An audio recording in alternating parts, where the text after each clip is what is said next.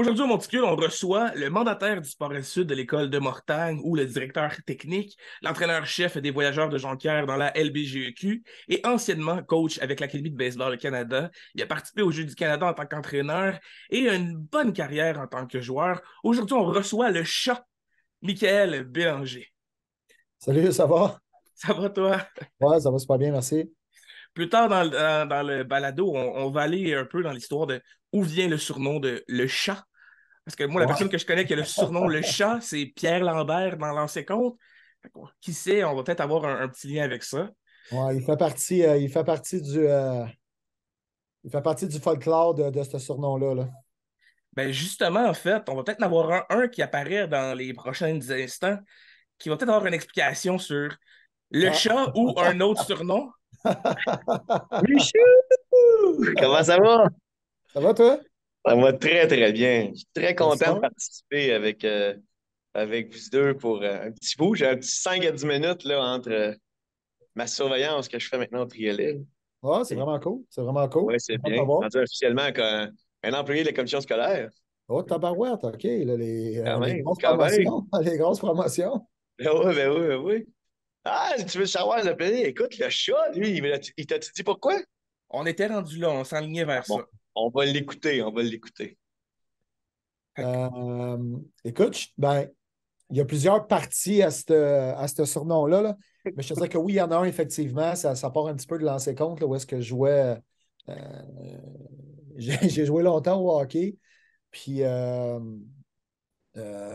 sans dire que je suis un petit peu dans le même moule, là, mais les gars ont commencé à m'appeler le chat justement parce que les historiques de Pierre Lambert versus les miennes, des fois, il pouvait y avoir une petite corrélation. Donc, il y a une couple de gars qui ont commencé à m'appeler le chat à ce moment-là.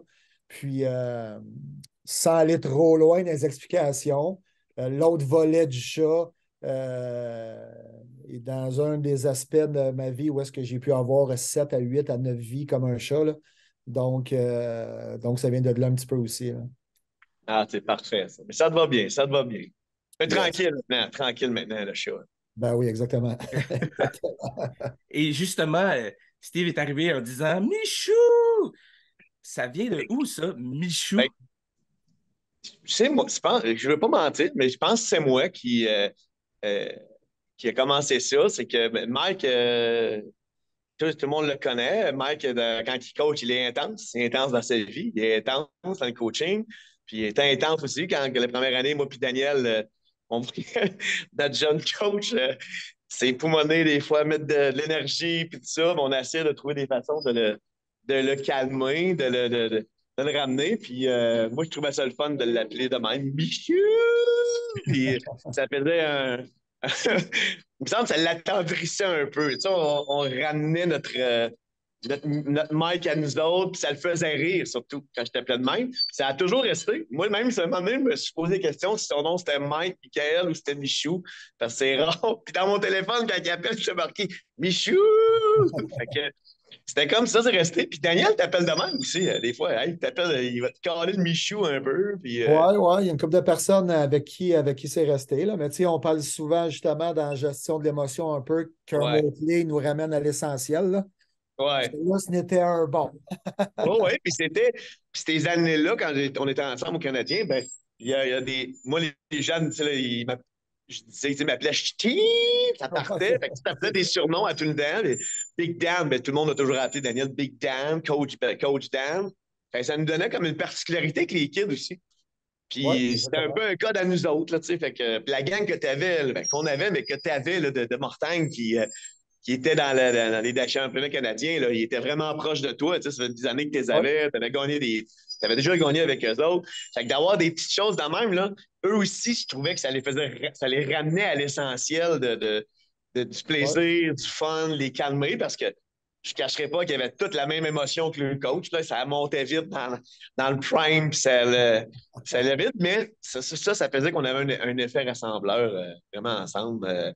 Écoute, Mike, je le fais ça live parce que j'ai pas beaucoup de temps. Je suis content d'être venu te voir, par contre. J'aurais aimé ça avoir plus de temps. J'ai manqué celle à Daniel parce que j'avais dit à mon fils, je vais faire des interventions des fois avec lui pour ça. Mais je vous invite officiellement à faire un podcast pour le championnat canadien, nos premières années. Je n'ai parlé à Daniel, je t'avais glissé un mot, mais là, je le dis à Zach, j'ai hâte qu'on le fasse. Puis il va nous rester juste à convaincre M. Latour de Oui, l'amener avec d'autres. exactement. Notre M. Latour, parce qu'il a été pour beaucoup aussi dans notre championnat canadien, le premier, euh, garder la tête froide à tout le monde alors qu'on savait qu'on avait une de bonne équipe. Ouais, Avec des gros noms, hein, maintenant. Hein, Mike, c'est impressionnant. Avec des ouais, gros noms maintenant, là. ouais, c'est impressionnant. Puis, il ne faut pas oublier qu'il y a des joueurs à cette époque-là qui étaient sur l'équipe nationale qui n'ont pas joué les demi-finales, qui n'ont pas joué les finales. Exact. Fait que, il y avait des grosses décisions à prendre. C'était un gros processus. C'est un tournoi aussi que le Québec n'était pas nécessairement, n'avait pas nécessairement eu de succès dans les années précédentes. Non, Je pense non. qu'au fil du temps, bon, on a réussi à installer quelque chose de sharp avec cette équipe-là, dans ce niveau-là.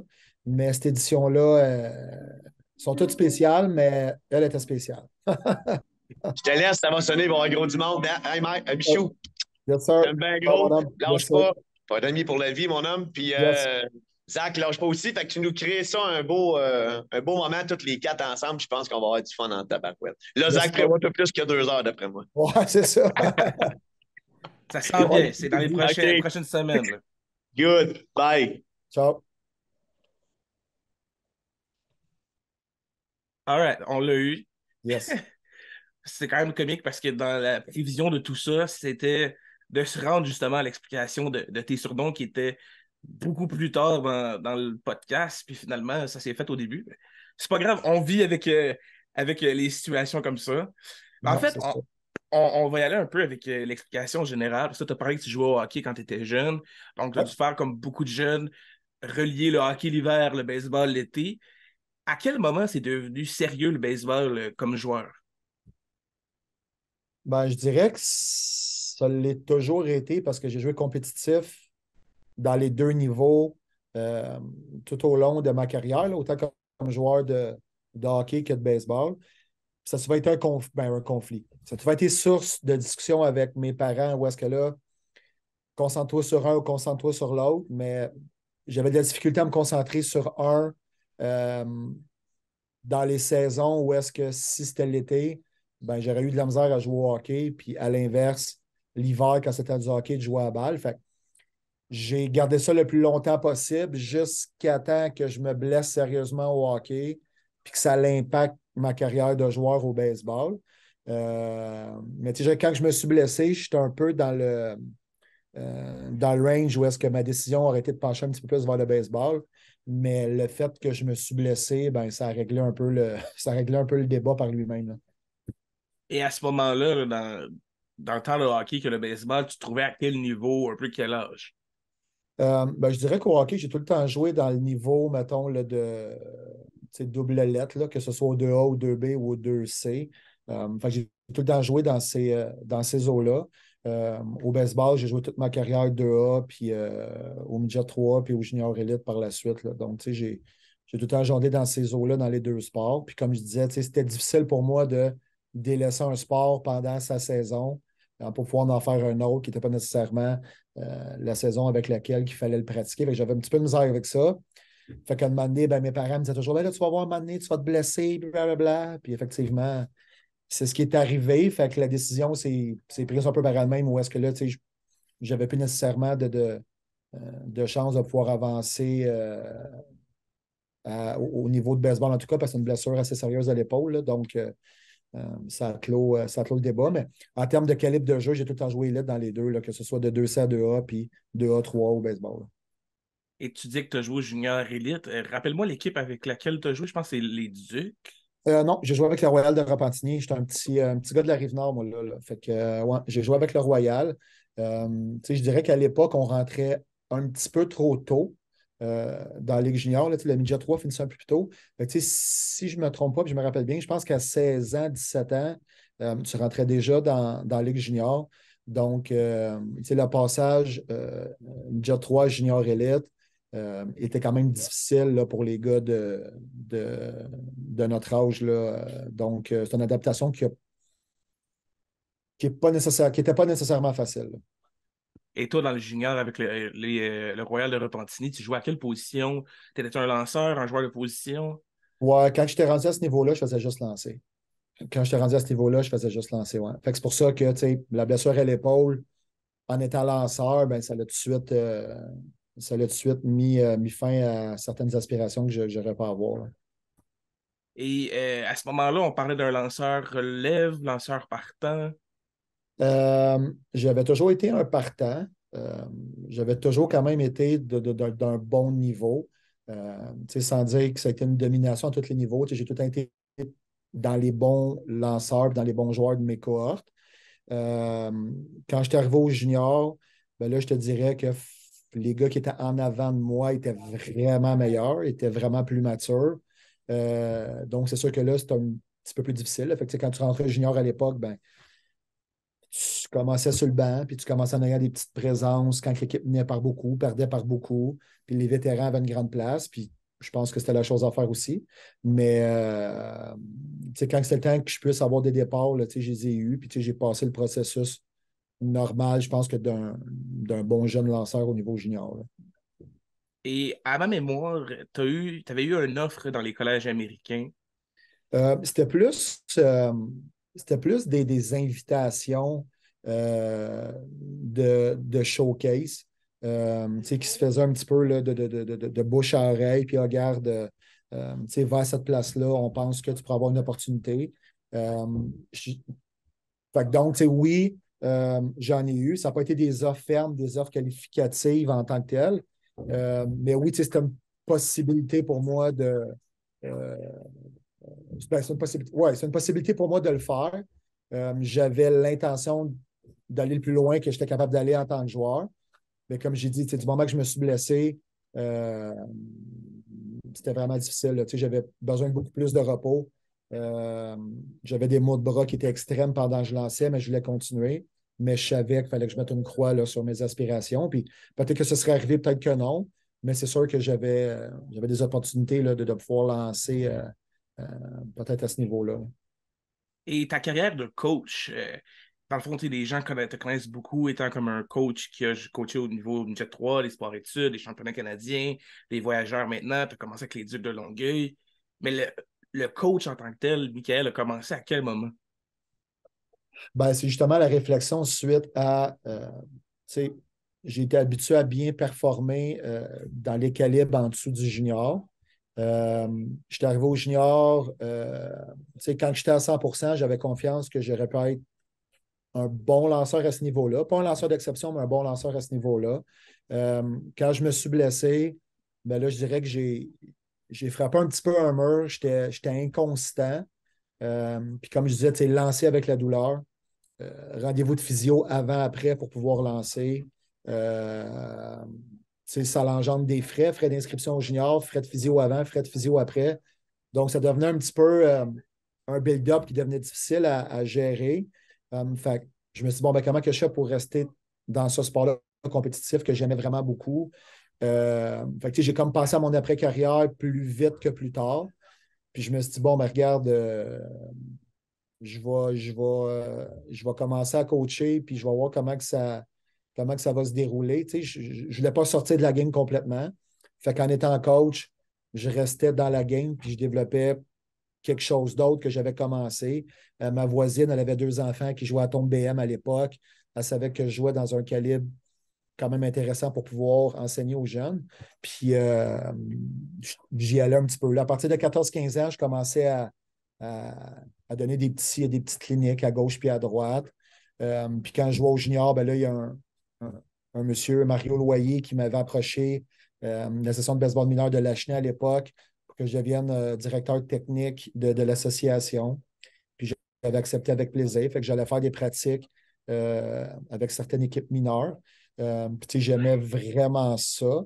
Donc, je dirais que ça, c'est des petits trucs qui m'ont donné la piqûre puis qui m'ont dit, regarde, tant qu'à être au junior, pas performer au niveau que j'étais capable de le faire, lancer blessé, ben le passage s'est fait tout seul. Puis euh, c'est drôle qu'on jase de ça parce que je relisais mon livre de finissant de 6e année.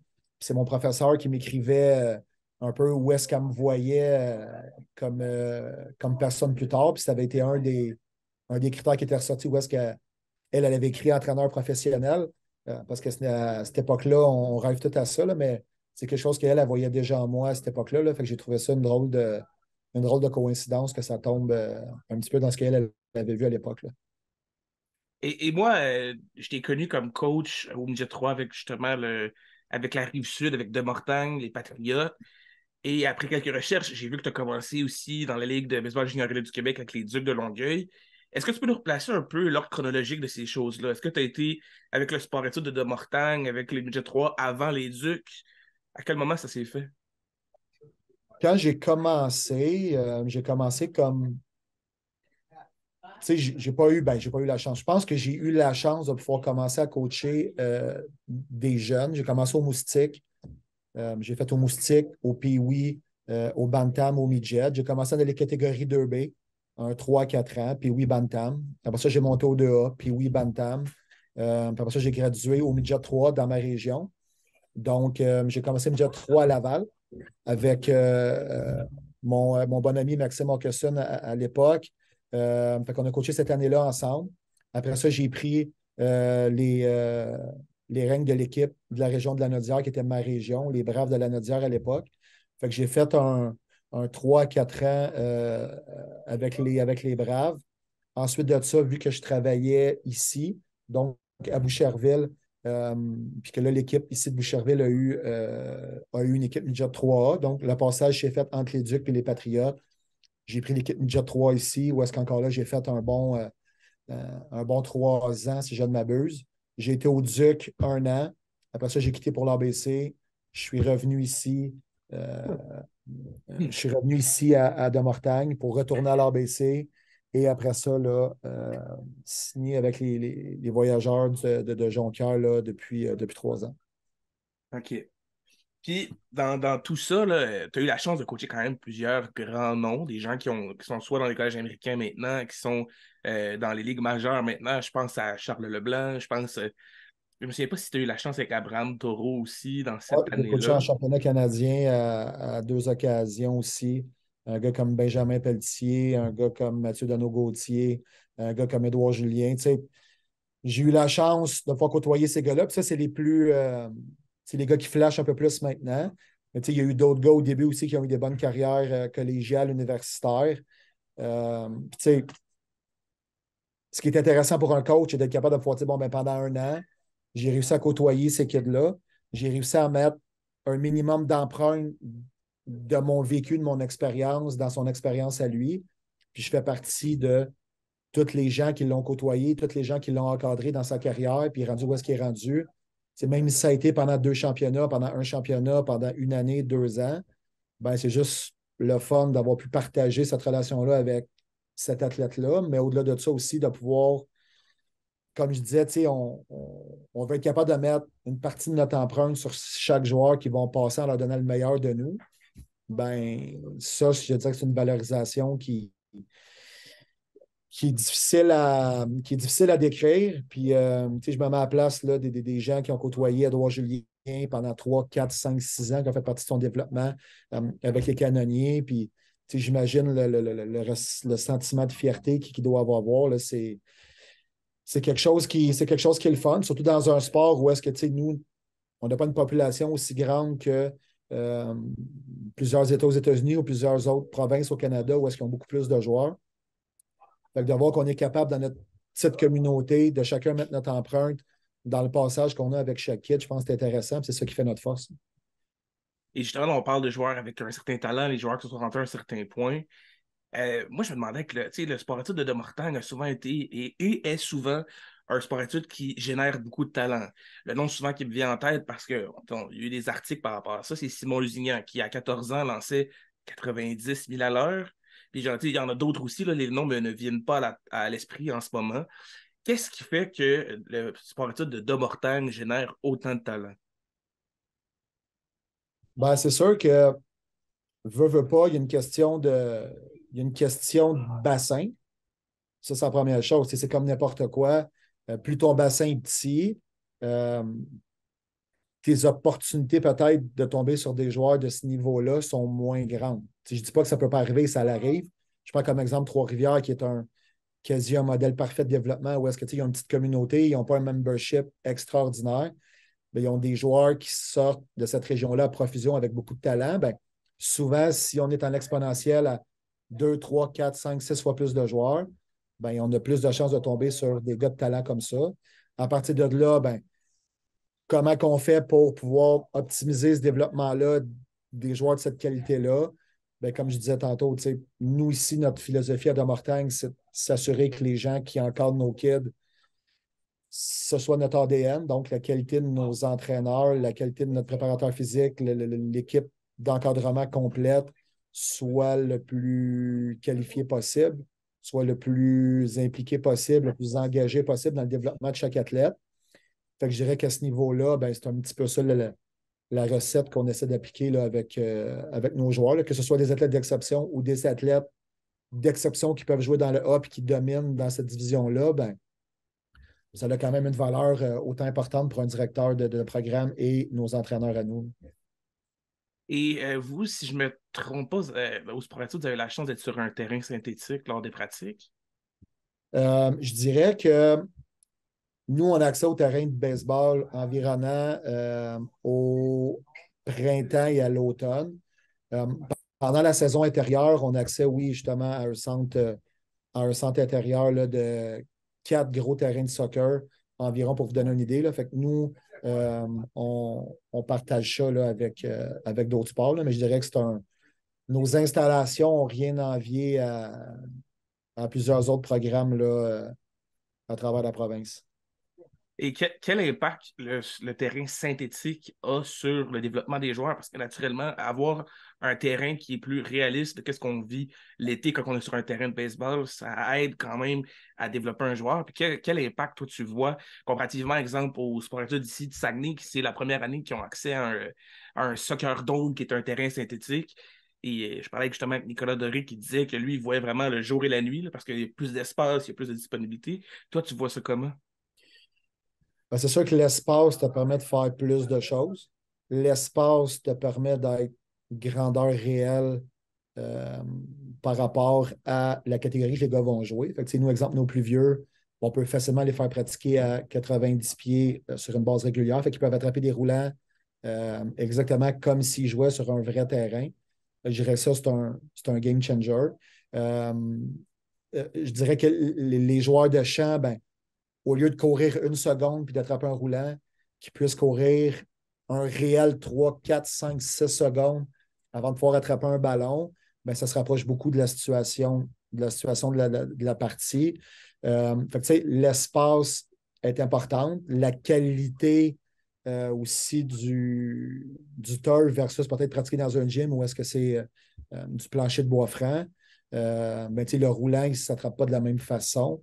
Euh, Quand tu frappes, ben, c'est un peu le même principe. Si tu frappes sur une surface de gym, où est-ce que ça glisse versus un bon turf où est-ce que tu peux bien cramper tes pieds, tu peux bien travailler sur certains ateliers, ben, c'est sûr que tout change. Là. L'environnement peut vraiment améliorer puis optimiser le développement de chaque athlète.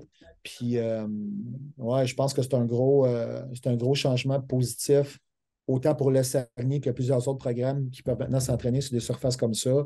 Plus qu'on va en avoir, meilleur qu'on va être.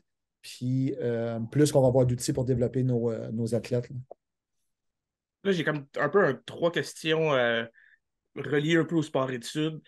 Premièrement, tu parlais justement des surfaces synthétiques. Exemple, on se met dans une situation qu'on pourrait rêver qu'il y aurait plusieurs sports-études qui auraient des terrains synthétiques. Est-ce qu'on pourrait rêver peut-être d'une ligue hivernale avec d'autres sports-études pour réussir à avoir des joueurs qui jouent des parties à l'année? Souvent, ce qu'on parle, je pense à Roger Brulotte qui, quand il est venu au Saguenay l'an passé, puis il a fait sa conférence de presse, il mentionnait qu'un jour, il rêverait peut-être qu'on puisse avoir une ligue collégiale pour permettre de créer nos propres produits du Québec et les amener dans les ligues majeures.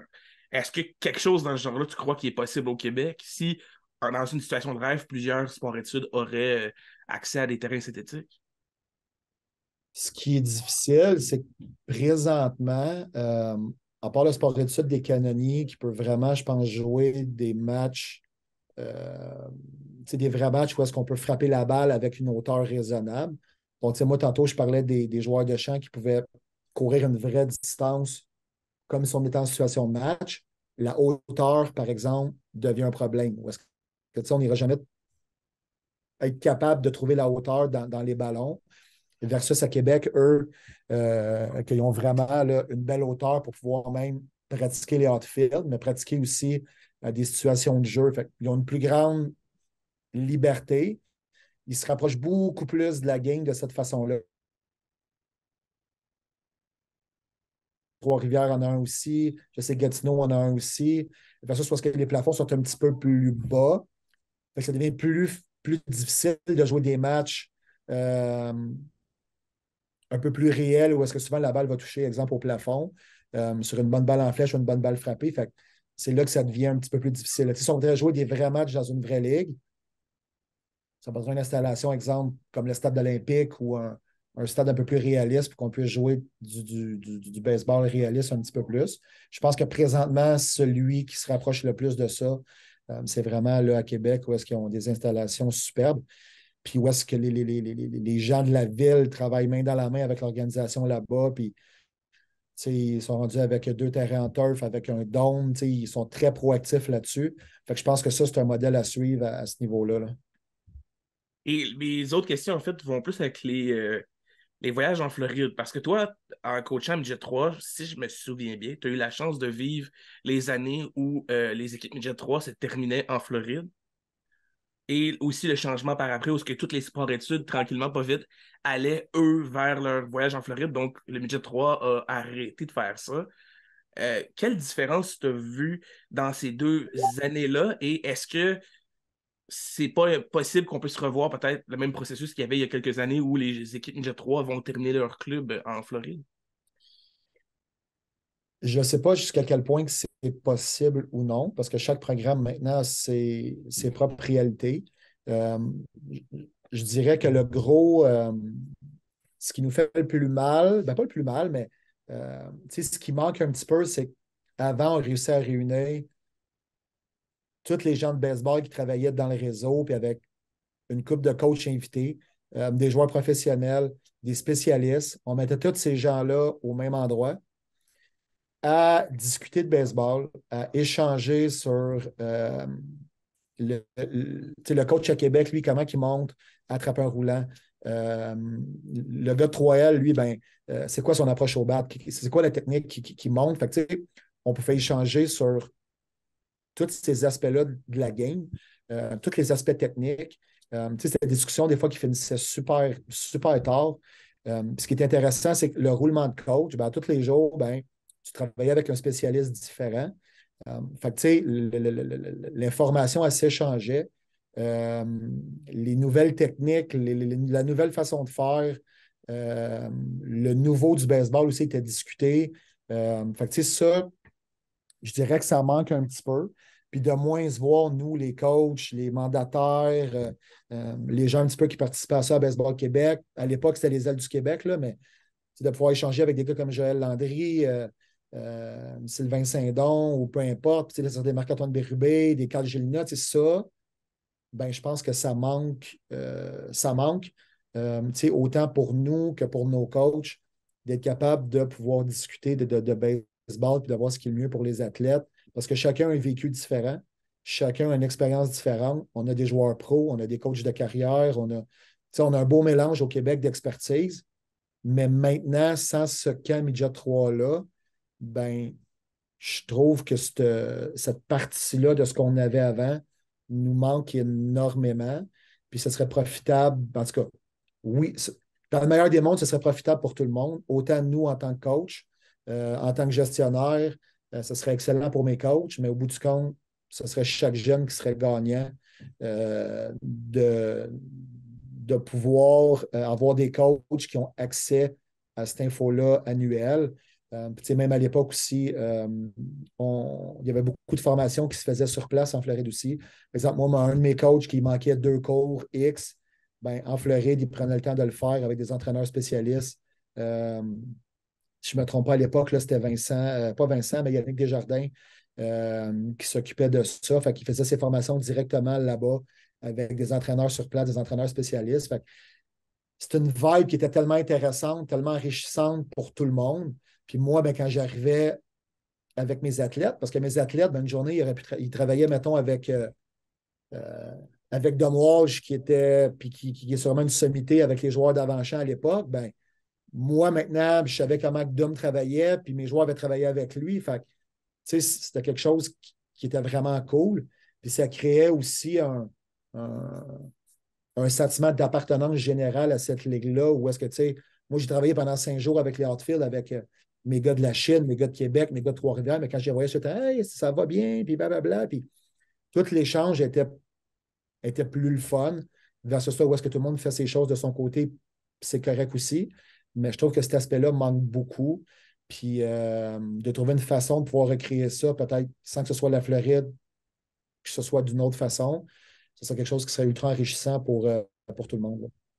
Fait qu'on peut dire qu'on peut rêver à une rencontre un peu là, de ce même genre-là qu'il y avait avant avec le J3, mais qui pourrait peut-être avec les sports-études pour amener un échange parce que justement, aujourd'hui, je parlais avec Daniel Brodeur, puis c'était ce qui me parlait d'une formation avec Cherry Hill à Cherry Hill qui me disait on allait voir des entraîneurs, puis on échange ensemble pour mieux comprendre la réalité, puis reprendre chacune des informations et revenir. Donc, c'est un peu ce que tu expliques là, de dire il y a une importance dans l'échange pour s'améliorer chacun, pour avoir des joueurs qui se rendent le plus haut possible selon leurs objectifs. Fait, définitivement, moi, je pense on doit rêver à une rencontre comme ça dans les prochaines années, ou ce qui pourrait être intéressant. Là, qui sait, qui pourrait voir ce podcast-là et s'inspirer de cette idée-là, de ramener quelque chose dans ce genre-là. Ouais, surtout que c'est cool. Là. Moi aussi, au programme ici, je m'en vais. On le fait une fois ou 2 ans, on va au Connecticut, au World Baseball Convention, c'est super cool, puis les gars apprennent, mais je pense qu'il faut commencer à être un petit peu moins gêné de dire que l'expertise au Québec est bonne. Puis moi, ben, j'étais intéressé de savoir ce qu'un Seb Boucher pense de la game, pense du bat. Un gars comme Jean-Luc Blancœur, qui est une sommité dans son domaine, un gars comme Renaud Catelier, un gars comme Seb Allard, un gars comme Martin Bérubé, on a de l'expertise au Québec. On a des anciens pros, on a des coachs de carrière, on a des. On a un Steph Petranzio à Gatineau aussi qui travaille avec sa boutique, un Philomon qui travaille un petit peu à gauche par là, qui donne un crime. On a des gars de balle ici, mais moi, mon expertise, j'aimerais ça aller la chercher avec ces gars-là aussi, versus aller voir un coach universitaire aux États-Unis qui me coûte un montant X, versus ici, où est-ce qu'on a des bons gars, des gars solides, des gars qui ont de l'expertise, ben, il faut arrêter d'être gêné, puis peut-être utiliser un petit peu plus ces gens-là, puis de véhiculer cette information-là. Puis moi, je pense qu'à chaque jour, on peut s'inspirer de les gens qu'on côtoie. Fait que donc, de côtoyer un petit peu plus ces gens-là, ce serait profitable pour tout le monde, là, puis encore plus pour moi, pour mon programme. Je demanderais juste ça. Là. Qu'est-ce qui s'en vient pour le sport-études de Mortagne dans les prochaines années et semaines? C'est sûr que nous, présentement, on est dans les régions où est-ce qu'on a le pourcentage le plus faible d'athlètes sport-études versus le membership. On a un gros programme, on est 140 environ, versus le membership qu'on a, ben, on a un des pourcentages les plus faibles au Québec de jeunes sur la Rive-Sud qui ont accès au sport-études. C'est sûr que nous, dans le monde idéal, on serait capable de pouvoir avoir une expansion solide pour pouvoir donner la chance à plus d'athlètes de pouvoir avoir accès à cette expertise-là de notre groupe de coach ou groupe de coach qui se bâtirait là, au fil du temps. C'est sûr que ça, c'est quelque chose qui est majeur. Je dirais aussi que ça fait longtemps qu'on travaille à essayer d'avoir un petit peu là, de s'inspirer des gens qui font les choses de la bonne façon, fait que de s'inspirer des gens de Québec où est-ce que ils ont accès à un terrain sur une base régulière, ils ont des installations à eux ou qui ont accès dans leur propre ville, dans les propres endroits où est-ce qu'ils s'entraînent. Fait que, nous, on va être capable de pouvoir avoir accès peut-être à un petit peu plus d'équipement sur nos terrains, d'améliorer les terrains, d'avoir une accessibilité beaucoup plus grande, quelque chose qui est un petit peu plus en partenariat avec certaines villes ou certaines associations, mais qu'on puisse se dire, bon, mais regarde, on a tant de matchs à jouer, ben, on va être capable de les jouer dans une entente qui va être équitable, mais qu'on pourra avoir accès à ces terrains-là. Fait que je dirais que ça aussi, c'est une priorité majeure aussi, là, autant que le fait de donner accès à plus d'athlètes. Pour le reste, ben, c'est sûr qu'on essaie de s'améliorer dans notre offre de service, puis de maximiser puis d'optimiser les connaissances de nos coachs, de s'améliorer, d'aller chercher du knowledge un petit peu partout, puis d'être le meilleur pour nos athlètes. Là. Fait que je dirais qu'à ce niveau-là, c'est un combat quotidien, l'offre de service, puis ce qu'on est capable d'offrir pour pouvoir optimiser le développement de nos athlètes. Pour être meilleur, ben, comme je disais là, avoir une accessibilité au terrain un petit peu plus grande, et puis de pouvoir donner l'opportunité à plus d'athlètes de pouvoir participer à des sports-études. Je dirais que ça aussi, ça mettrait un plus-plus pour la région de la Rive-Sud. All right. Puis ça, c'était dans la section qu'on parlait des installations. Oui, c'est ça, exactement. Puis quand j'ai refait un peu la réflexion pendant notre petite pause, ben, j'ai pris le terme que les installations de Mortagne n'avaient rien envié à ce qui se faisait à l'extérieur d'ici et de la province. Mais ce que je voulais vraiment dire, c'est que dans la province, ici au Québec, je pense qu'on n'a rien envié à ce qui se passe ailleurs dans le pays. Que ce soit au niveau des installations, que ce soit au niveau de l'expertise, au niveau du développement de l'athlète, je pense qu'on fait des bonnes choses. Il faut le mettre de l'avant un petit peu plus. Fait que je dois juste rectifier le tir sur vraiment le fond de ma pensée, c'était vraiment que ce qu'on faisait ici en termes d'installation, puis d'enseignement baseball, puis d'encadrement, qu'on n'avait rien envie à tout ce qui se faisait ailleurs au Canada. Surtout que les gens vont souvent penser que le gazon est un petit peu plus vert ailleurs, mais de véhiculer un petit peu plus ce qui se fait de bien, les installations où est-ce qu'on s'entraîne, les gens avec qui les jeunes travaillent ici, de le mettre un petit peu plus de l'avant. Je pense que ce serait positif là, pour un petit peu pour tout le monde parce qu'on n'a rien envie à ce qui se fait ailleurs, ça c'est sûr. Là. Et en fait, pour refaire un peu, parce qu'on va faire un petit peu un coq à l'âne, mais j'ai manqué un petit aspect là, du sportif de Domortagne qui est quand même assez important. Comment as-tu reçu la possibilité de soit devenir entraîneur-chef en 2014 et directeur technique en 2016? Euh, Moi, ce qui est drôle, c'est que j'ai passé un petit peu par. J'ai été au cégep. Ça a été, euh, Ça a été des années difficiles où est-ce que, tu sais, souvent, cet âge-là, ben, tu te cherches un peu, tu cherches ce qui est le bon travail pour toi. Tu vas essayer tout le temps, bon, ben, j'aime faire ça.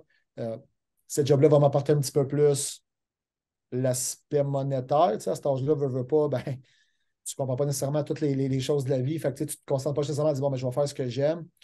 Fait que, tu sais, dans ces eaux-là, ben, là, tu commences à travailler un petit peu. Tu continues à aller au cégep, tu priorises un petit peu plus le travail. Fait que, moi, j'ai continué à jongler avec les deux. Puis à un moment donné, ben, je me suis dit, bon, ben, je vais faire un petit peu plus d'argent, fait que je vais travailler. Tu sais, moi, j'ai passé un petit peu à travers la majorité des travails que tu pouvais faire. euh, Jusqu'à temps que je me dise, bon, ben là, regarde, ça ne fonctionne pas. Tu sais, je passe de job en job. Parce que veux pas, tu sais, je travaillais, mais je pouvais manquer 5 jours parce que j'étais en tournoi à Fleurimont avec mon pee-wee, puis jamais que j'aurais manqué. Fait que ça a l'air nono un peu. Puis là, ben, les pareils embarquent. Tu n'es pas responsable, tu manques de la job pour aller coacher, ça ne te donne rien. Puis blablabla. Fait que, tu sais, tu es dans un engrenage qui est un petit peu plus tard. Fait qu'à un moment donné, j'ai pris une pause.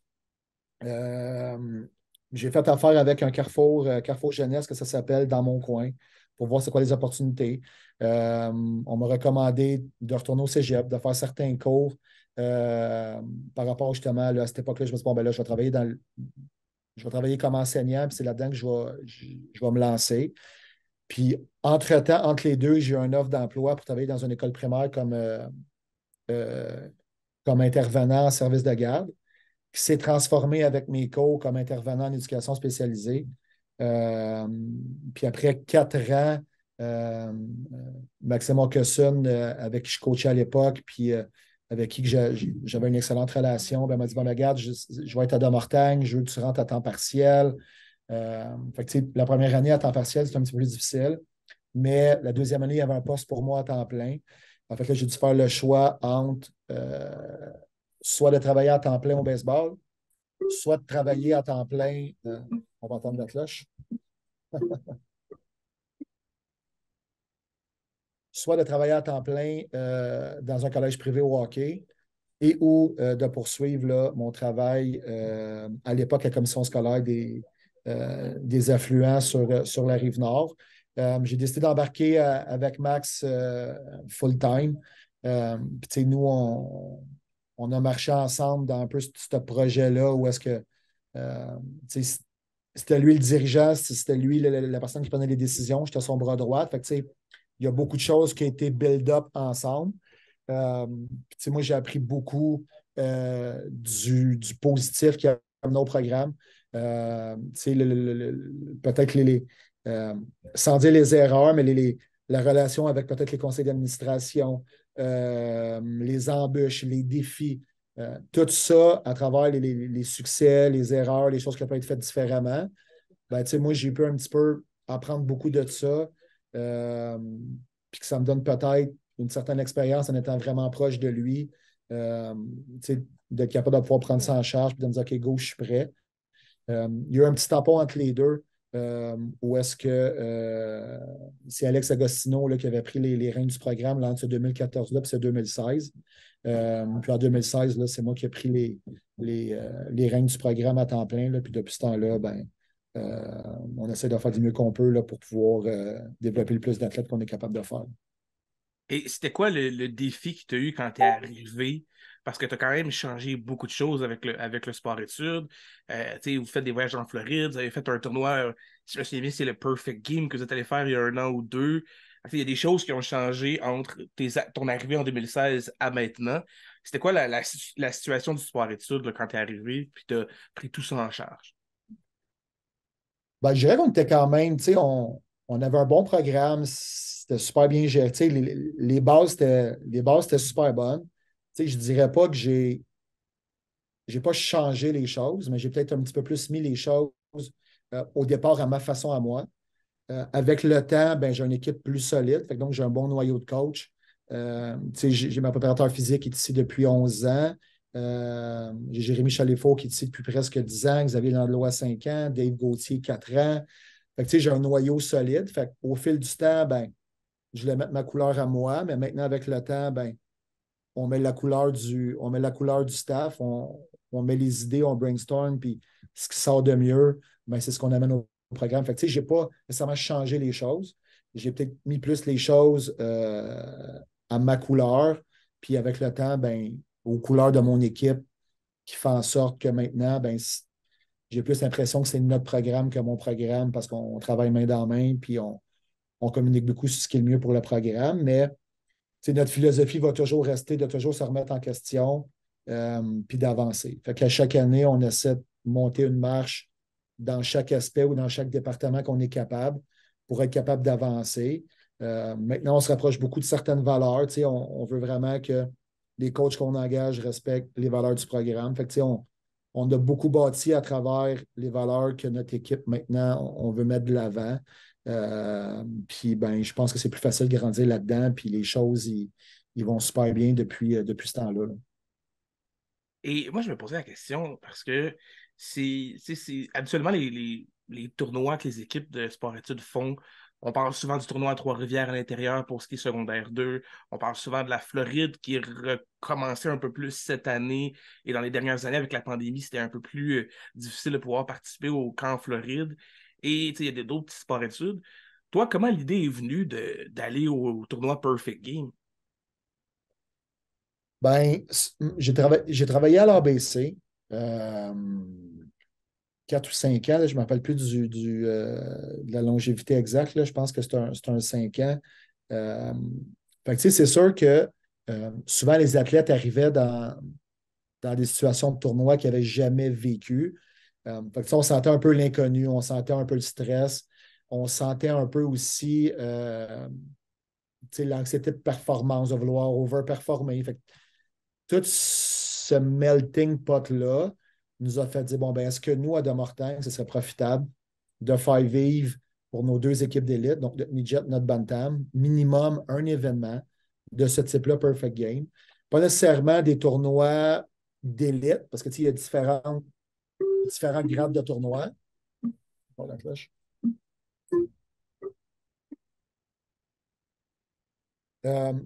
Pour que notre athlète, ces jeunes-là, on veut les amener au prochain niveau. Fait que donc, on veut assurément qu'il y ait une opportunité de pouvoir réaliser leur rêve, réaliser leur objectif. Fait que est-ce que ça faisait partie d'un développement optimal de leur faire vivre minimalement une expérience comme celle-là pour le développement et pour les expériences futures?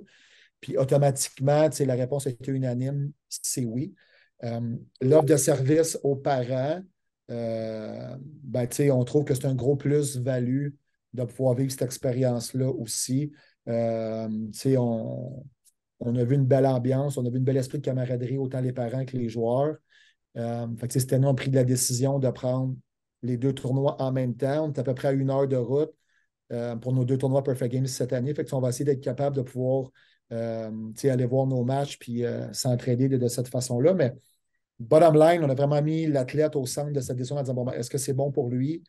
Puis moi, l'avoir vécu à l'autre niveau, donc au niveau supérieur, je pense assurément que si un jeune a baigné dans ces eaux-là un petit peu plus, qui vivent le stress, qui vivent la compétition, qui vivent comment ça fonctionne, bien, quand il va arriver au prochain niveau, l'ayant déjà vécu, c'est assurément un plus pour lui dans son développement, ça c'est sûr.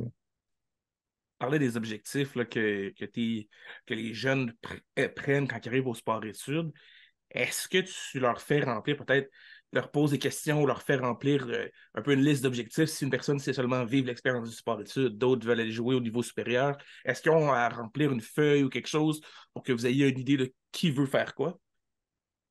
Oui, c'est sûr. On essaie de voir les objectifs à court terme, les objectifs à moyen terme, à long terme, autant par rapport à les équipes qui veulent jouer qu'à leur développement, autant développement baseball que développement personnel.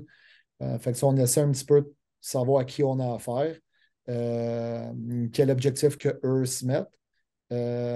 Puis aussi là, de voir comment que nous, on peut arriver à faire réaliser ces objectifs-là aussi. Parce que c'est bon d'avoir des objectifs, mais il faut trouver la façon de s'y rendre. Fait que oui, on a cette discussion-là avec eux. Souvent, on le fait faire en début d'année, mais on a un retour en mi-année puis un retour en fin d'année par rapport à ces objectifs-là.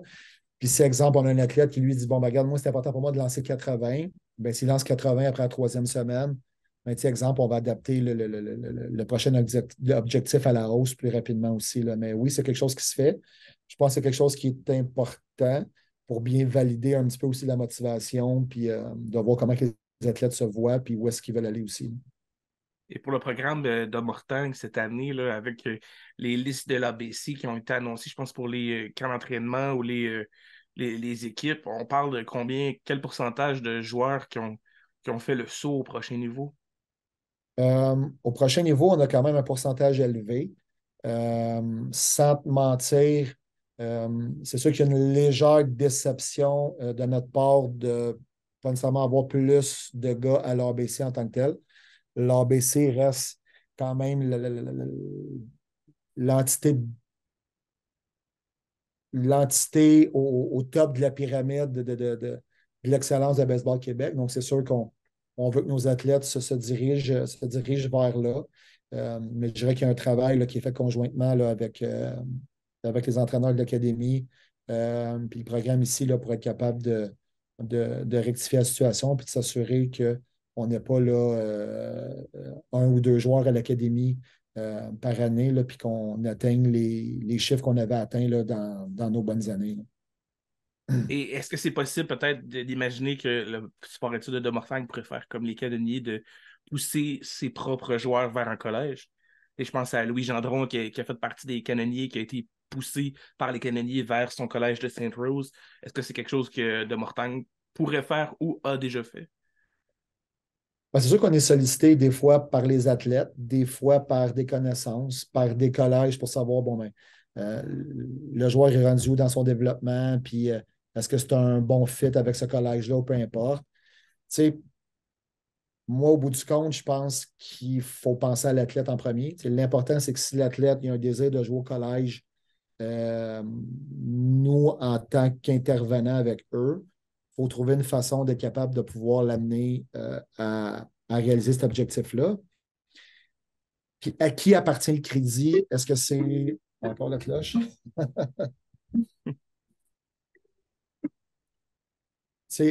à qui va appartenir le crédit ou qui va l'amener ou qui va récolter la photo avec nous avons placé. Pour nous, c'est vraiment pas important. C'est pas quelque chose c'est pas quelque chose qui va nous motiver. Puis c'est ce que j'aime un petit peu du programme aussi à Québec, c'est que justement, ils, ils sont capables de pouvoir le faire. Puis ils ont beaucoup euh, ils ont beaucoup de connaissances, ils ont beaucoup aussi de contacts.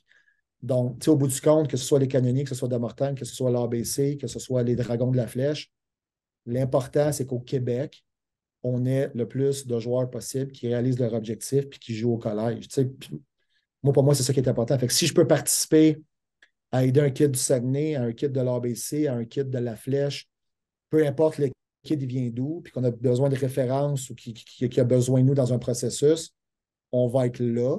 Parce que l'important, c'est que le baseball au Québec est une communauté. Ben, pour moi, ça n'a pas d'importance qui va amener le joueur à l'autre niveau versus ce jeune-là, si on est capable de l'amener, on va l'amener, peu importe ça vient de qui. C'est pour ça que j'aime un peu la façon que Québec fait les choses dans les dernières semaines, parce qu'on a vu beaucoup, le tant au niveau de la softball qu'au niveau du baseball. C'est plus qu'on a de gars dans le collège, plus qu'on a de Québécois qui ont une chance de réaliser leur rêve et leur objectif. On ne peut pas être contre ça. Là. Et là, parlant un peu du Saguenay, on va peut-être toucher un petit peu là, le côté junior élite. Tu as débuté ton coaching en partie avec les Ducs de Longueuil et maintenant avec les Voyageurs. Premièrement, avec les Ducs, de quelle manière tu as reçu la possibilité d'être coach des Ducs? Puis comment est un peu le switch? Parce que si je me souviens bien, tu as passé du midget 3 à coacher avec des gars juniors. Sûrement que c'est des joueurs que tu as suivis un petit peu. Comment le step a été fait? On va essayer de faire une analogie bien simple qui va peut-être être drôle un peu, là, mais euh, quand on est en couple, il y a souvent il y a des femmes, des hommes qui vont passer dans notre vie, qui vont nous permettre de savoir ce qu'on veut et de savoir ce qu'on ne veut pas dans nos prochaines relations. Je dirais qu'un peu les Ducs a servi à ça dans mon processus à moi de développement de coach, mais aussi de savoir ce que je voulais vraiment, avec quel genre d'organisation je voulais travailler, avec quel genre d'athlète que je voulais travailler. Fait que quand j'ai été approché par les voyageurs, ben, c'était clair pour moi de voici comment je veux travailler, voici ma vision du baseball junior. Maintenant, est-ce qu'on est prêt à travailler ensemble? Est-ce que c'est un bon fit ou non? Si ça avait été un non, ça aurait été un non. Moi, je voulais faire les choses à ma façon, mais qui, avec le temps, devient la façon des voyageurs, où est-ce que le CA, Danny Coulombe, on s'est réunis et on s'est dit, bon, ben, regarde, voici mes attentes, voici les attentes du conseil, voici les attentes du DG. Ça a fait un mix quasi parfait. On est parti de là, puis maintenant, c'est rendu la philosophie des voyageurs et non celle nécessairement d'un ou deux individus. Là. Et justement, cette philosophie-là, parce que quand on regarde les stats des voyageurs, en 2019, la saison 2019, c'est 7 victoires, 37 défaites. La saison précédente de ça, c'était comme leur grosse saison, leur chance de peut-être atteindre les grands honneurs. Malheureusement, ça n'a pas été le cas pour eux. Donc toi, tu arrives en la saison 2020 et c'est une continuité de dire l'équipe vient de passer une saison où ils ont fini dernier, 7 victoires, 37 défaites. Et l'année suivante, tu réussis avec le groupe d'entraîneurs à amener l'équipe à 11 victoires, 10 défaites, une moyenne de 524 au niveau ratio victoire-défaite. Euh, on peut toujours comprendre que c'est une culture qui a changé avec les voyageurs parce que les années suivantes, il y a eu le championnat de saison, on a terminé première division. Quelle culture t'as apporté avec le groupe d'entraîneurs LCA, comme tu le mentionnais, pour que l'équipe sorte d'une saison de 7 victoires, 37 défaites et tombe à une saison de 11 victoires, 10 défaites? Ben, tu sais, ma vision du baseball junior, tu sais, est peut-être différente de certaines personnes qui ont gravité alentour de ça. Tu sais, moi, je crois en cette ligue-là. Je pense qu'il y a un potentiel illimité en cette ligue-là. Il y a des joueurs de qualité, il y a des entraîneurs de qualité, il y a des arbitres de qualité, il y a des gestionnaires de qualité. C'est sûr que moi, je crois au fait que si tu viens jouer junior, il faut que tu sois engagé envers l'équipe, envers l'organisation. Puis, je crois qu'il faut pratiquer, je crois qu'il faut avoir des règles où est-ce que tu représentes une organisation, il y a des gens qui paient pour venir te voir jouer, il y a des jeunes, tu sais, nous au Saguenay, on a des jeunes pour qui c'est un rêve de jouer avec les voyageurs, on a des jeunes pour qui ont des idoles à l'intérieur de l'équipe. Fait que ces athlètes-là qui jouent junior, qui comprennent qu'ils ont une responsabilité, puis pour moi, ben, c'est qu'ils prennent ça au sérieux, puis qu'ils fassent les choses de la bonne façon, sans être excessif, mais juste en étant conscient du marché. Puis, tu sais, moi, je voulais coacher des jeunes qui ont le goût de jouer à la balle, qui ont le goût de pratiquer, qui ont le goût de performer. Puis, je voulais surtout redonner aussi la fierté aux gens de baseball de la région du Saguenay de croire en leur équipe, puis de se présenter au stade pour pouvoir voir des bons matchs de baseball. Puis qu'année après année, qu'il y a une équipe compétitive sur le terrain. Fait que, tu sais, c'est un petit peu ça. Tu sais. Puis je pense que pas à cause que tu joues junior, que tu peux te permettre de ne plus avoir d'éthique de travail, de te présenter un match sur deux, de ne pas faire ce que tu as à faire, de ne pas te présenter aux pratiques ou de ne pas pratiquer. Il y a plein de choses qui gravitent alentour de ça que pour moi, c'est un non négociable que si je recoachais junior, c'était dans un marché qui me permettait de pouvoir faire du baseball junior comme moi je pensais. Puis ce qui est agréable, c'est que nous, on partage une division où est-ce que cette mentalité-là est omniprésente. Fait que c'est agréable de pouvoir partager ça aussi avec d'autres équipes. Je ne dis pas que dans les autres divisions, ça ne se fait pas, mais dans cette division-là, je côtoie les coachs plus souvent, on côtoie les joueurs plus souvent. Fait que, j'ai une réalité que je vois un petit peu plus souvent, qui me plaît beaucoup. Puis moi, dans ma tête à moi, le baseball junior, ça devrait être fait de cette façon-là. Puis les gens doivent penser l'inverse ou d'autres choses, mais moi, c'est important de pouvoir instaurer ce genre de culture-là dans l'organisation dans laquelle j'allais travailler, parce que je pense que c'est comme ça qu'on peut faire avancer le sport puis le baseball junior. Puis, moi, ça vient me chercher quand des joueurs disent ah, bon, c'est bien junior, c'est une ligue de garage ou c'est ici, c'est ça. Ben non, justement. Faut enlever ces petits nuages gris-là alentour de cette ligue-là, puis il faut enlever ça. Il faut enlever ces commentaires-là de la bouche des jeunes qui veulent venir jouer dans notre ligue ou qui pensent venir jouer dans notre ligue, mais qui ne sont pas certains à cause de ça. Ben, moi, je pense que c'est en respectant un certain code puis en étant un peu plus sérieux. Moi, je vais rentrer des Jean-Christopher Pouliot. On a pris des ententes avec l'Université de Pittsburgh, avec l'Université de Canisius pour son rehab, pour son été. On a marché main dans main avec des grosses organisations NCAA. Ça a super bien fonctionné. Je vois des joueurs de collège qui reviennent ici au Québec. Moi, je veux quand même encadrer ces kids-là pour quelqu'un qui va retourner au collège en août, mais qui n'a pas perdu son été. Qui peut affronter des bons lanceurs, qui peut affronter des bonnes équipes, mais qui soient encadrés d'une bonne façon et non qu'ils soient laissés à eux-mêmes tout l'été, puis que ce soit easy going, puis on ne pratique pas, puis on est laissé à nous-mêmes, puis c'est party must go on. Moi, je pense qu'il y a un certain équilibre à aller chercher. Puis moi, c'est cet équilibre-là que j'essaye d'aller chercher le plus possible. Puis dans un petit marché comme le Saguenay, où est-ce qu'on n'a pas nécessairement le volume qui nous fournit par en dessous, ben, je pense que c'est important de développer une culture puis de se concentrer sur un 4 ou 5 critères de sélection de joueurs qui vont rentrer dans notre équipe et qui vont faire en sorte que ça va faire briller un petit peu plus l'organisation que de chercher un petit peu le coup de circuit là, aux 2-3 ans pour essayer de se rendre jusqu'au bout versus essayer d'être compétitif année après année, de garder notre base de partisans, qu'on remplisse le stade, puis qu'on ait notre chance. Les gens vont dire OK, dans les 2 dernières années, ils ont été éliminés un petit peu vite des séries, oui, mais cette année, on a perdu en 4 contre Repentigny, qui ont gagné le championnat. La game 1, on parle de la game 1-0 en supplémentaire, puis il y a 2 jeux clés qu'on a manqués que le Royal n'a pas manqué à travers la série, qui ont sorti gagnant. Le match numéro 4, on mène par 4 avec 2 ou 3 manches à jouer.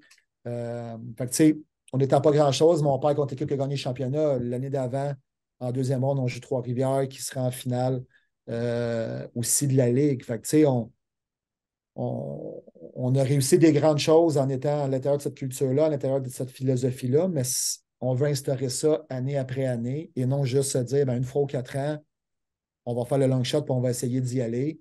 L'organisation ne croit pas vraiment à ça. Comme ça se fait un petit peu au hockey, c'est beaucoup comme ça, là, dans le junior majeur.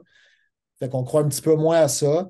Fait qu'on va être bon à toutes les années, puis essayer d'être compétitif à toutes les années pour que les jeunes de la région soient fiers de leur équipe, puis que les jeunes à travers le Québec et les jeunes du Saguenay veulent venir jouer chez nous.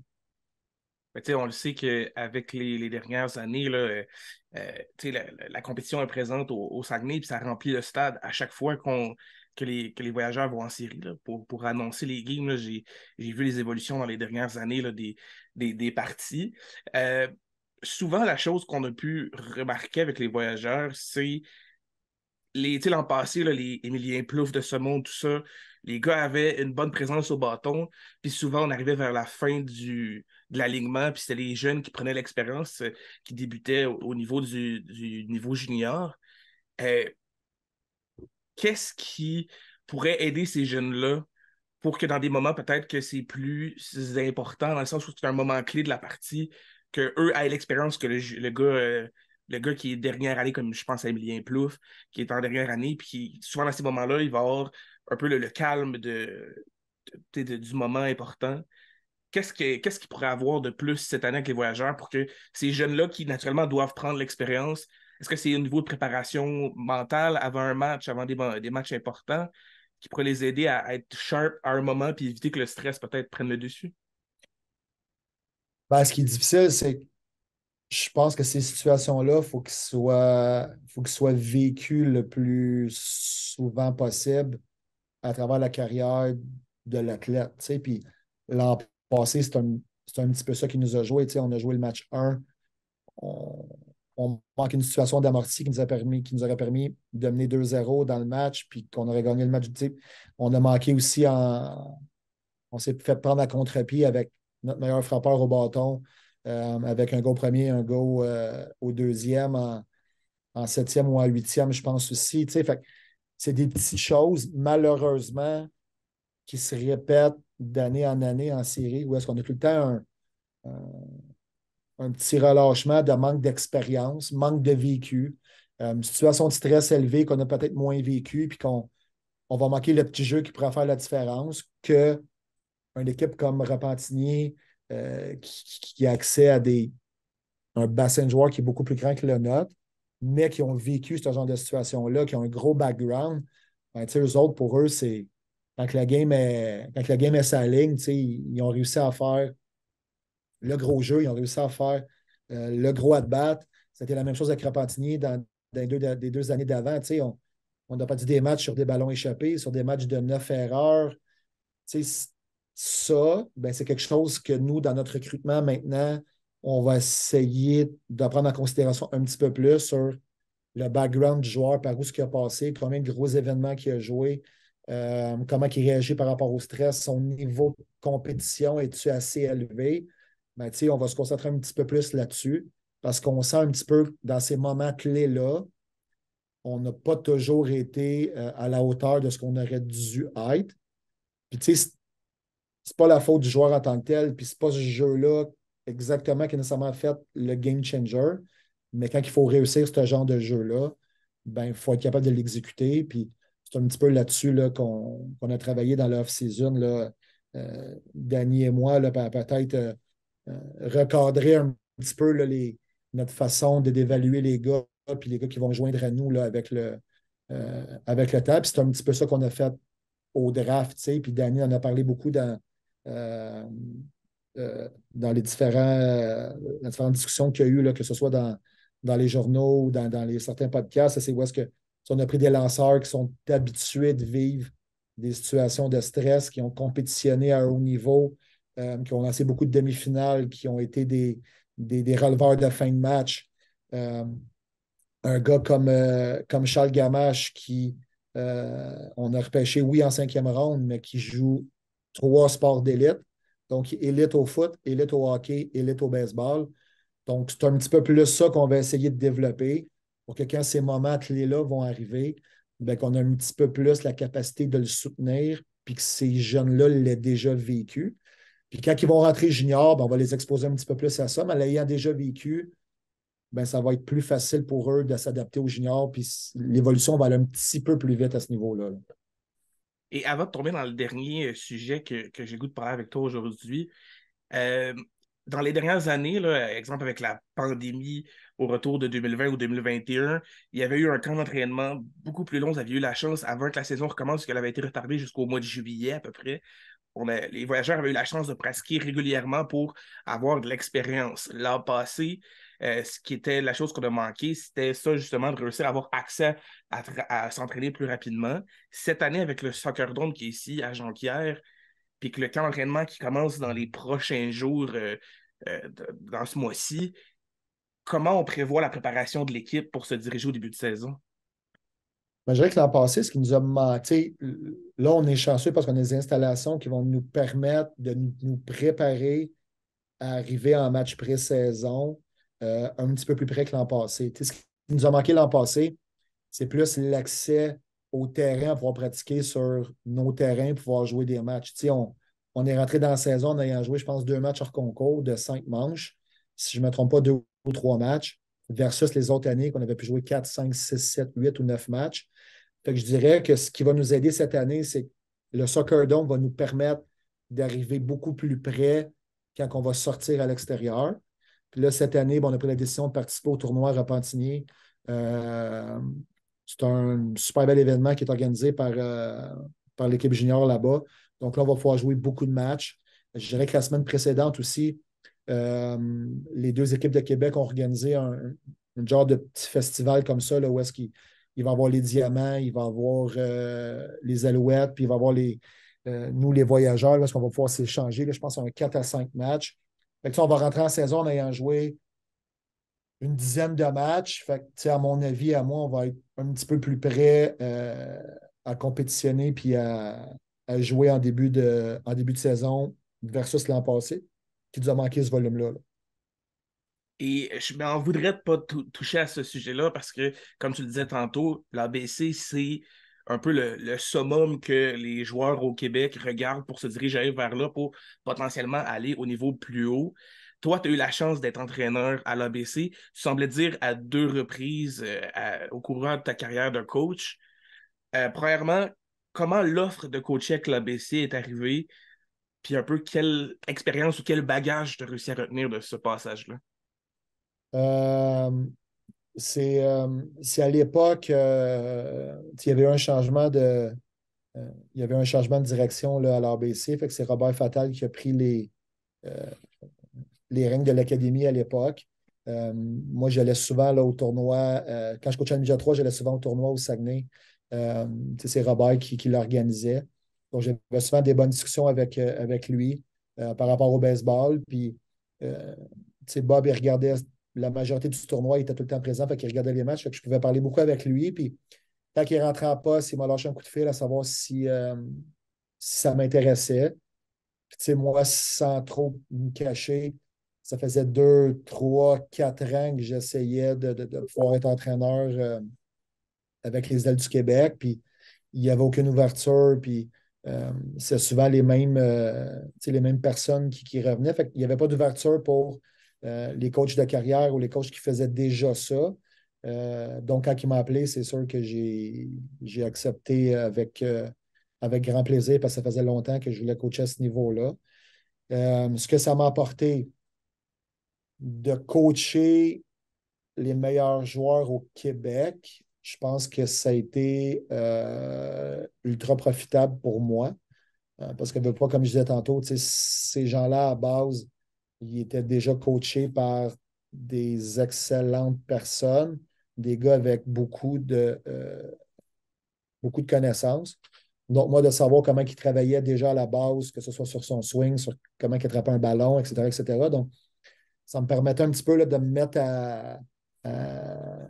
un petit peu à niveau par rapport à bon, mais comment que moi, je vais réussir à rentrer ma philosophie, exemple, au bâton. Je m'occupais du bâton. Fait comment je vais faire pour inculquer ma philosophie au bâton avec ce qu'eux travaillent déjà à l'intérieur de leurs différents programmes sans rien changer, mais peut-être améliorer l'efficacité en match, etc. Donc, ça a été des défis super intéressants et super enrichissants qui m'ont permis de devenir un meilleur coach.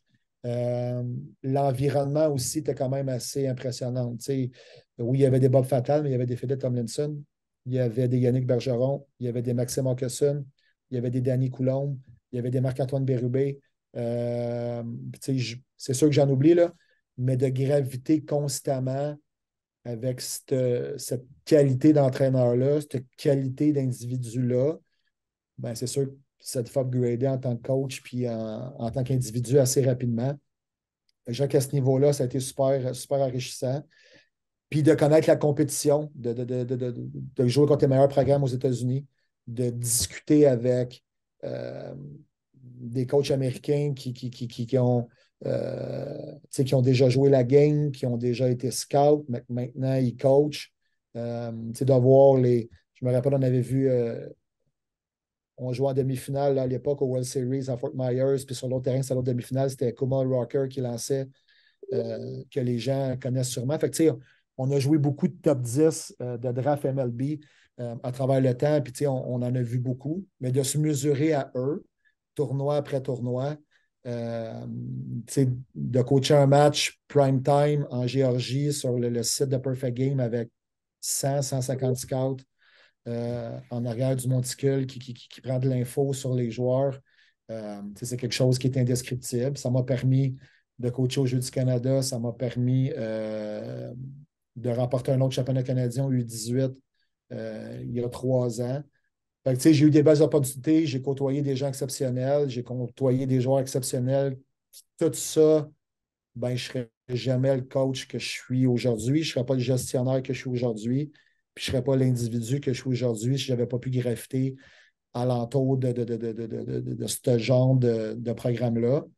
Je vais être reconnaissant éternellement d'avoir pu participer à ça, là, parce que, comme je disais, autant que nous, on veut mettre notre empreinte sur chaque athlète, que les athlètes, des fois, ils l'oublient, mais eux aussi laissent une empreinte sur le coach, puis ça fait qu'on devient meilleur, que ce soit dans nos discussions, dans nos interventions, dans nos discussions qui n'ont même pas rapport au baseball, sur des problématiques à la maison, problématiques avec l'école, la blonde,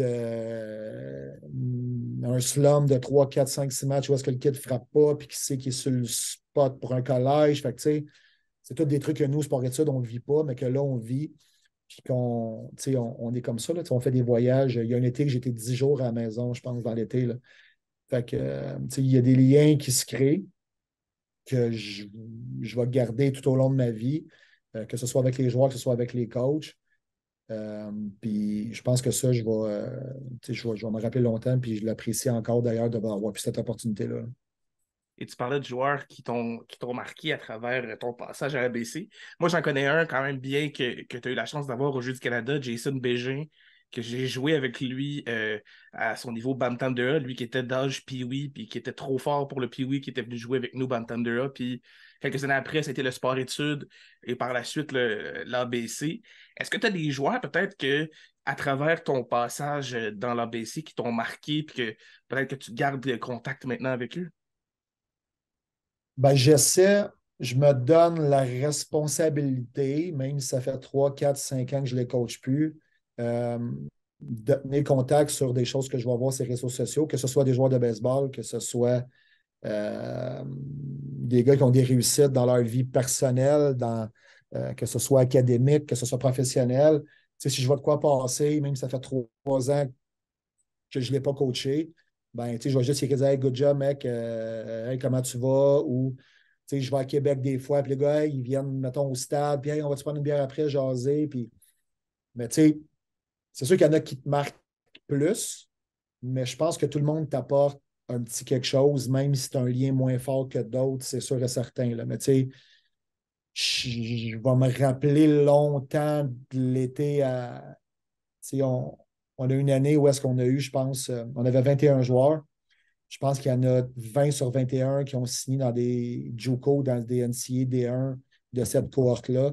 La cohorte Édouard Julien, Archer Brookman, Édouard Savoie, Victor Bergeron et compagnie, là, William Sierra, Connor Angel, Marc-Antoine Lebrun. C'est sûr que j'en ai oublié, je ne peux pas toutes les nommer, mais Déjà là, c'est une bonne liste ben, de joueurs. c'est exactement ça. Puis un Raph Pelletier, un Nicolas Deschamps, un JC, tous ces gars-là, veulent pas, par leur expérience personnelle, où est-ce qu'ils étaient rendus, ce qu'ils vivaient, ben, moi, c'est sûr que dans mon approche, hey, bon, ben, regarde, tu travailles, exemple, avec un tel au bat, qu'est-ce que tu vois au bat? OK, OK, c'est bon, c'est bon. On a 2, 3 games, ça va moins bien. Ben, OK, regarde, qu'est-ce que tu penses si on ferait ça? Fait, ça te permet, par le baseball, d'avoir des discussions, mais des fois qui vont au-delà du sport. Puis, je vois Édouard Julien réussir. On aurait pu se dire il y a 8, 9 ans, dire, regarde, du gars-là, c'est sûr qu'il va atteindre ses objectifs. Un Charles Leblanc, ben, c'était le même principe un peu. Je ne l'ai pas coaché sur une longue période, mais le championnat qu'on a fait avec lui, c'était clair que le gars, il travaillait pour arriver là, puis que tout était orienté vers la réussite puis d'atteindre ses objectifs. Fait, mais l'objectif de la MLB pour un gars comme Charles Leblanc, ben, il y en a d'autres que c'était le collège puis qui ont maximisé ça. Un Édouard Savoie, j'ai un très, très, très bon lien avec lui, puis on se reparle souvent, où est-ce que il a dominé au collège, puis que c'est un joueur de baseball exceptionnel, mais c'est un individu aussi avec qui je me suis pas bien entendu, puis que c'est un bon kid, un Émilien Pitt qui excelle dans une aussi grosse université, NCAA D1, c'est gros. On n'a pas vécu beaucoup au Québec. Là. Fait que, chez lui, on a travaillé beaucoup à l'époque. Chez Bob travaillait beaucoup sa défensive. J'ai travaillé beaucoup avec lui au bat sur certaines affaires. Fait que, de voir tout ça aller, c'est super intéressant. Puis comme je disais, c'est quelque chose qui est challengeant pour chaque coach. Puis je le souhaite à n'importe qui de pouvoir vivre cette expérience-là. Là.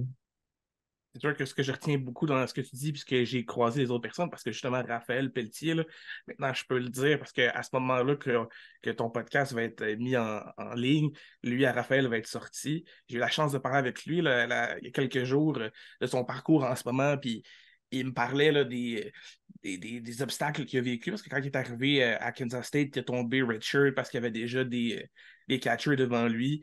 Puis ce que je trouve le fun, puis que je partage avec d'autres gens, comme j'ai parlé avec Dayton Lachance qui est à l'ABC en ce moment, puis qui va aller au collège plus tard, c'est de garder une obsession sur l'objectif de tout le temps vouloir être meilleur, puis tout le temps vouloir avancer. Parce qu'il me disait à tous les jours, son objectif, c'était qu'est-ce que je peux faire pour être meilleur, puis c'est un peu ce que tu mentionnais tantôt, dire, tu as un slump en ce moment, qu'est-ce qu'on peut faire pour que ta prochaine présence au bâton soit meilleure que les 3 dernières que tu as eues. Je pense que ça, si les gens peuvent retenir, c'est juste ce mot-là, être obsédé sur le fait de vouloir être meilleur puis d'avoir un objectif en tête, là, ça peut les amener à aller plus loin. Là. Ouais, puis les gens qui n'ont pas de gravité nécessairement dans ce milieu-là, tu peux avoir une impression de dire, OK, c'est ça que ça prend pour pouvoir y arriver, mais les gens n'ont aucune idée des efforts que ces jeunes-là ont pu mettre pour pouvoir arriver à ce niveau-là. Puis, tu sais, ils n'ont pas commencé à les mettre à l'ABC. Là. Ils ont commencé à mettre ça quand ils sont rentrés en secondaire 1, puis qu'ils avaient sûrement vécu des belles expériences avant avec leur coach au baseball mineur, etc. Puis ils ont rentré en sport-études, puis il y a des coachs en sport-études qui ont permis à ces gars-là de prendre un niveau. Après ça, ben, l'ABC, ben, ils ont pris un niveau, puis on s'est les amener à un autre niveau, mais ça reste que bottom line.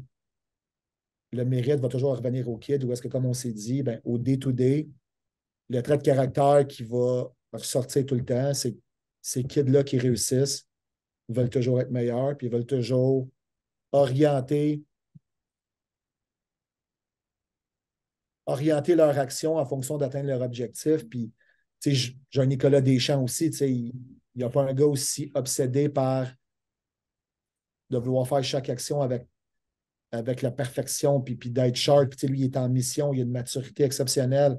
Raph Pelletier, c'est le même principe. Fait, comme je te dis tantôt, j'en oublie parce que je n'ai côtoyé beaucoup, mais les traits de caractère qui vont ressortir beaucoup, c'est ceux-là.